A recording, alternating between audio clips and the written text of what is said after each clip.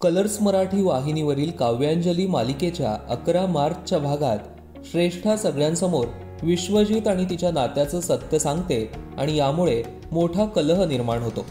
त्यावर मग मधुरा प्रचंड रागात श्रेष्ठाला म्हणते, तू इथे आमच्याच घरात येशील आणि माझ्या भाच्यावर वाटेल ते आरोप करशील आणि आम्ही ते ऐकून घेऊ असं वाटलं का तुला?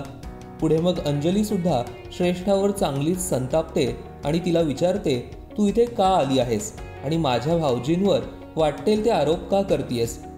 यावर मग मीनाक्षीचा राग सुद्धा अनावर होतो आणि ती जोरजोरात ओरडत श्रेष्ठाला इथून निघून जायला सांगते। मात्र श्रेष्ठा काही तिथून निघून जायला तयार नसते। ती म्हणते, मी तुम्हाला त्रास द्यायला आलेली नाहीये, तुम्ही सगळे असे का वागताय? मला खूप त्रास होत होता म्हणून फक्त डॉक्टरांकडे जायला मी आले होते। विश्वजित, चल ना माझ्याबरोबर। त्यावर मग मीनाक्षी प्रचंड रागात तिला म्हणते, विश्वजित इथून कुठेही जाणार नाही। मग श्रेष्ठा सुद्धा जशाच तसं म्हणून मीनाक्षीला सडेतोड प्रत्युत्तर देत म्हणते, विश्वजित का नाही जाणार माझ्याबरोबर? प्रेम आहे त्याचं माझ्यावर आणि आमचं होणारं बाळ हे आमच्या प्रेमाची निशाणी आहे।